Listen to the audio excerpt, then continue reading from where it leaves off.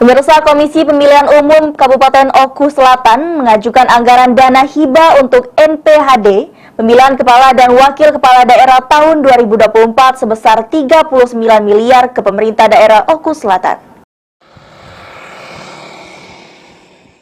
Sesuai dengan arahan KPU RI dan KPU Provinsi Sumatera Selatan, KPU Oku Selatan telah menyusun rancangan anggaran biaya pilkada serentak 2024 dengan mempedomani petunjuk teknik dan standar biaya yang berlaku. Anggaran dana hibah sebesar 39 miliar yang diusulkan oleh KPU Oku Selatan beberapa waktu yang lalu guna mensukseskan rangkaian pemilihan bupati dan gubernur tahun 2024 mendatang, seperti pengadaan dan pendistribusian logistik hingga anggaran PPK, PPS, dan TPS. Namun sejauh ini, usulan itu masih tahap pengajuan dan belum ada tindak lanjut dari TPAD setempat.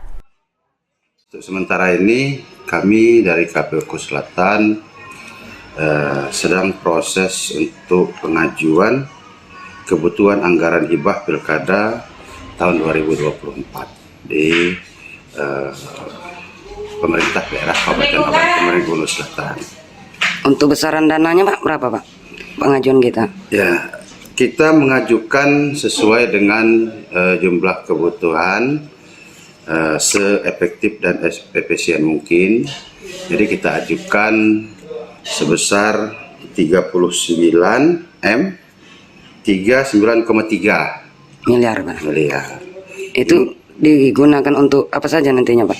Ini digunakan untuk seluruh jumlah kebutuhan untuk pelaksanaan pilkada di Kabupaten Oku Selatan. Tapi perlu diingat bahwa untuk melaksanakan pilkada, selain dana hibah yang diajukan tersebut, KPU Oku Selatan juga akan menerima bantuan 5 miliar dari pemerintah Provinsi Sumatera Selatan.